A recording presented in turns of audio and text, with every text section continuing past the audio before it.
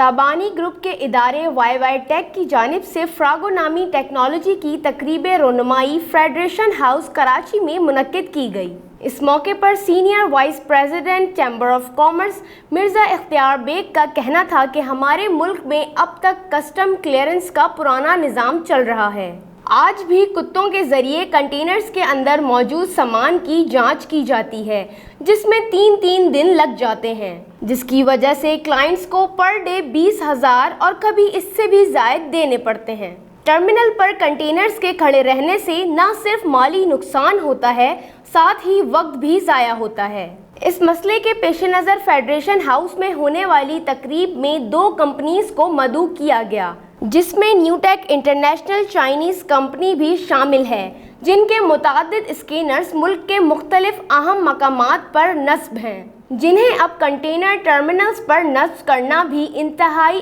اہم ہے، جس کے ذریعے 5 دن کا کام چند منٹوں میں مکمل ہوگا اور کنٹینر کے اندر موجود قیمتی سامان کے کھونے اور ٹوٹنے کا خدشہ بھی باقی نہیں رہے گا۔ اس موقع پر آل پاکستان کسٹم کلیئرنگ ایجنٹس کی ایسوسی ایشن ایپکا کے تمام ایجنٹس بھی موجود تھے، جنہیں اس ٹیکنالوجی کے بارے میں بریفنگ دی گئی، جبکہ تقریب میں مہمان خصوصی کے طور پر چیئرمین ایپکا ارشد جمال، دن گروپ کے ایسم منیر بھی شریک تھے۔ اس تقریب رونمائی میں تابانی گروپ کے وائی وائی ٹیک کی جانب سے تیار کردہ فراگو نامی سافٹ ویئر کے ذریعے سامان کی آمد و رفت، ٹیکس اور دیگر کاموں سمیت یہ ٹیکنالوجی مستقبل میں مال کی آمد و رفت کو بہتر بنانے میں مددگار ثابت ہوگی۔ سی پیک منصوبے کے بعد پاکستان امپورٹ ایکسپورٹ کا ایک اہم ترین ملک ثابت ہوا ہے، جس کے بعد اس طرح کی ہارڈ ویئر اسکیننگ اور سافٹ ویئر ٹیکنالوجی کا استعمال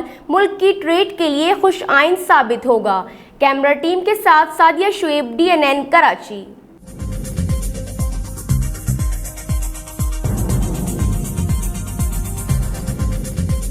نیوز سے اپڈیٹ رہنے کے لیے ہمارے چینل کو سبسکرائب کریں اور بیل آئیکن پر کلک کریں۔